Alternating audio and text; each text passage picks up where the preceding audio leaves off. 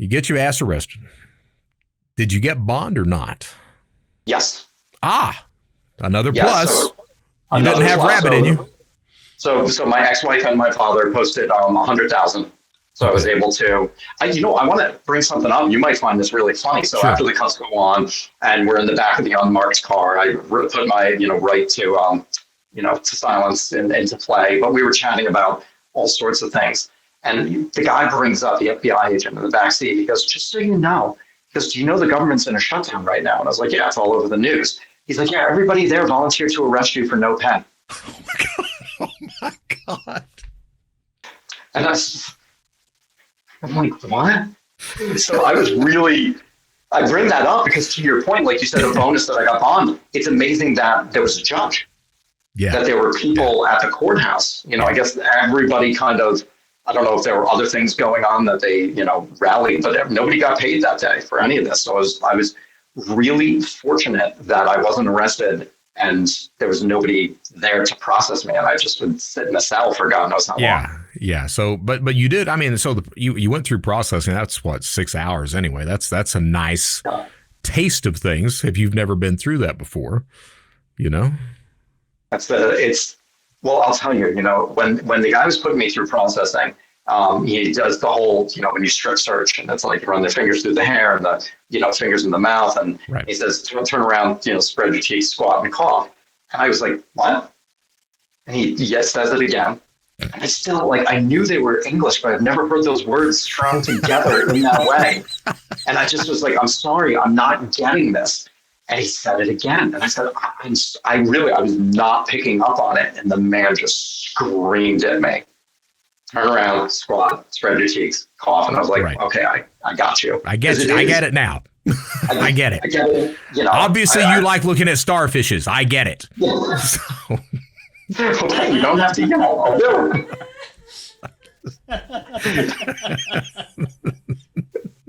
Oh my God, the laughter in the background is the best. Yeah. So we're adding more of that now. The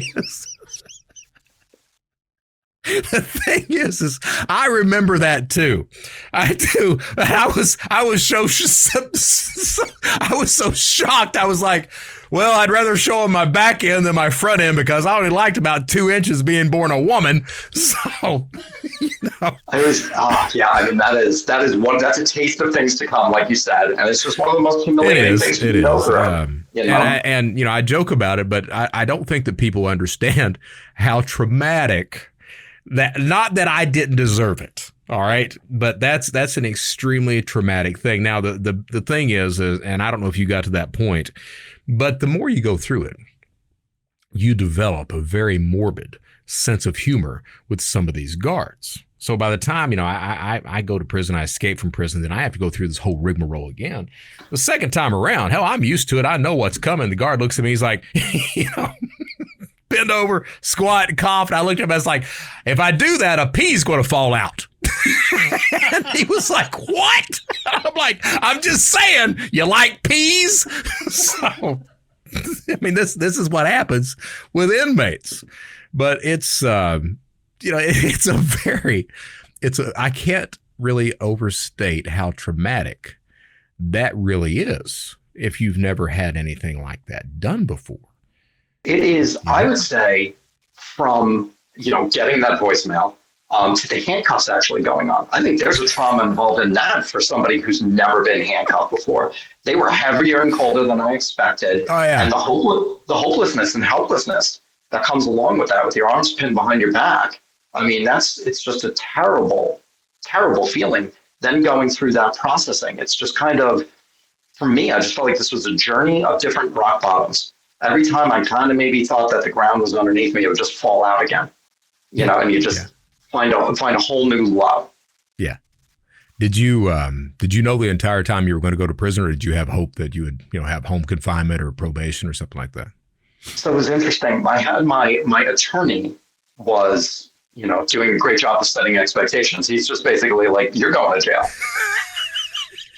He's just, you're gone. You're fucked. I feel like attorneys usually are the other way, where they're like, oh, you're not going to do it. And then they're like, ooh, you might face a little bit of time. ooh, they backtrack. Ooh, you're fucked. It eventually gets to that. Mine started with, you're fucked from the get-go. And so I had him. But interestingly enough, my pretrial probation officer, he was like, I read your case. He's like, you're not a big deal. You should get probation. So I've got. That's very kind of a probation officer to say that. I got two different whispers at polar ends of the scale, and I didn't know who to believe. Obviously, I was hoping for the one, but I've got the other person telling me, like, you're going away, and end of story, deal with it. Did your wife, did she stick with you? Did she leave you immediately? Did she stick with you through part of it? I mean, she stuck with me. Well, part of it. She left me on December 22nd in the prison visiting room. So I was in Otisville for just over 4 months at that point. And then, the visiting room's packed because it's right before the holidays. I knew something was going on from just the tone of her emails and how she sounded on the phone. And she was really she was holding back. She didn't want to come out and say it. She was holding back. And I kind of kept digging and digging. And then finally, just through tear-filled eyes, she said, Craig, I'm leaving you. Right. That was just, I talked about like the bottoms falling out. That was just another one of those bottoms falling out. Did you, I guess you got to self-report to prison or not? I did. Another bonus. So I did. I had to be there before noon. I think it was, August 13th. Well, I say it's a bonus. Again, if they're expecting me to show up at prison, I'm probably not going to do that. You're probably going to have to come and get me. The rabbit in you to around. No, I just don't think that the institution would benefit me if I were to show up of my own accord. So, come and get me. It's better like that. But I was the polar opposite, I think, of you on a lot of this journey. I was just paranoid. I was I was an utter sheer mess. I was terrified of what was going to happen for a long time. So my pretrial probation officer, a different one than the one who said I was going to, get probation or should get probation. My initial one told me, she goes, you're going to want to look at TV and you're going to want to do research into prisons. Don't do that. It's going to scare the hell out of you. So I listened to her. And I did that. But I didn't know there was such a thing as a federal prison camp. And that I would have an opportunity to do that. And it was months after I was arrested where I literally sat there. Again, I'm not a big dude. I'm 5'4". At the time of my arrest, I was 140 pounds. With the stress, I lost 30 pounds. I went down to 100. I checked in, when I went through that receiving a departure, I checked in at 109 pounds. I graduated high school at 115. Okay. So I was, I thought I was going to get raped and beaten every single day. Right. Well, everyone thinks that. That's the thing. Everyone thinks that. That's not an uncommon thought. If I'd done a little research, I would have known that there were different levels, that, camp, it was most likely where I was going, but I didn't. I listened to her. I was a very good pre-inmate. I'm like, she said, don't do it. I'm not going to do it. So I'm guessing, because I, like I said, I didn't self-report, but how stressful, what's the thought process as you're driving to the prison, as you're walking up to the gate, knowing that, hey, I'm going to be here for a couple of years?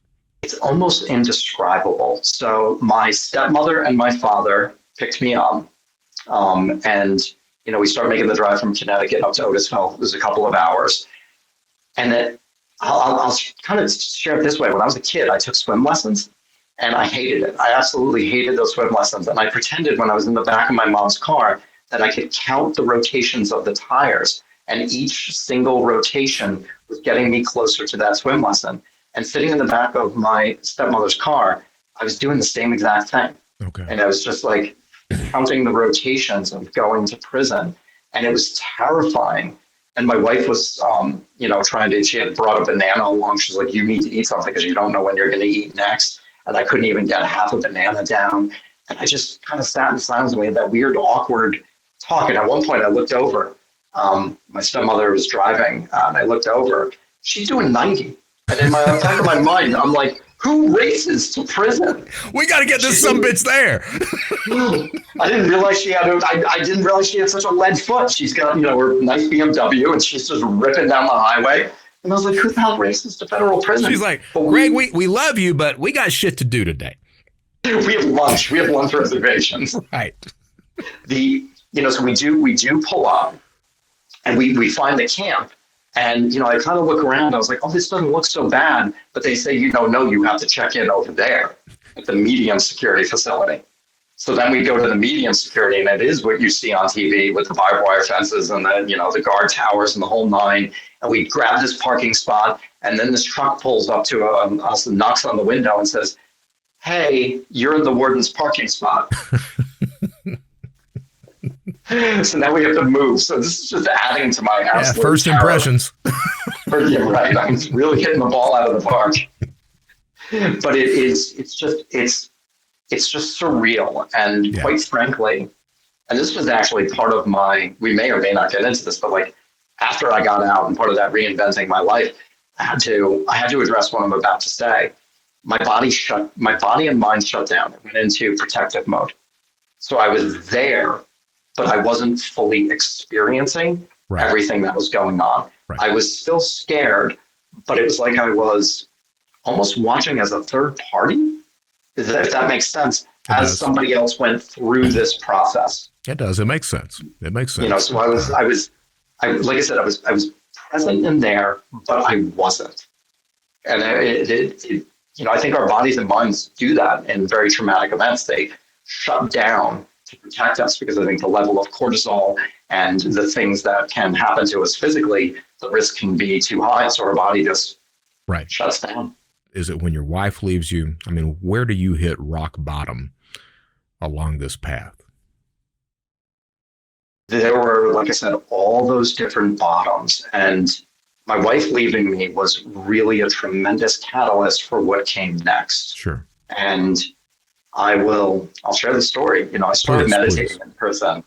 I always wanted to meditate, but I always made an excuse. I didn't have enough time. Well, as you know, there's plenty of time in prison. You got to fill that time really quickly. So I started my meditation practice. And one day while I was meditating, my mind showed me a short film of what my own side would look like. And it was me in one of the basements in my houses. And I walked in. It was like I was watching like a movie or a stage. And this character comes in from stage right. He's got a black hood over his head. And I knew it was me just because I could feel the resignation in his shoulders and just the shame in his body. And he comes in and he sits on a chair and he reaches under the chair and he pulls out a gun and he puts it in his mouth and he pulls the trigger. And it showed me that. And I did what we would all do, and I waved it off. I was like, I don't want to think about this. I don't want to see this. I went about my meditation. Well, the next day when I sat down, my mind showed me that short film again. And then it showed me on the third day. And eventually my mind played the short film of my own side every second of every day for 4 months straight. I would go to bed at night wishing and praying that the hand of death would kill me. And I would awake every single morning disappointed to see the light of a new day. Right. And the film started becoming very real and raw and visceral, where I could feel my footfall. I could feel the chair underneath my butt. I could feel the weight of the gun, and I could feel the linen cloth in my mouth as I put the gun in, and I could feel the cold steel barrel. I could feel the bullet going into my head and exiting my head. It was as if it was happening in real time. And that's when I began to plan how I was going to kill myself. And that was my absolute rock bottom.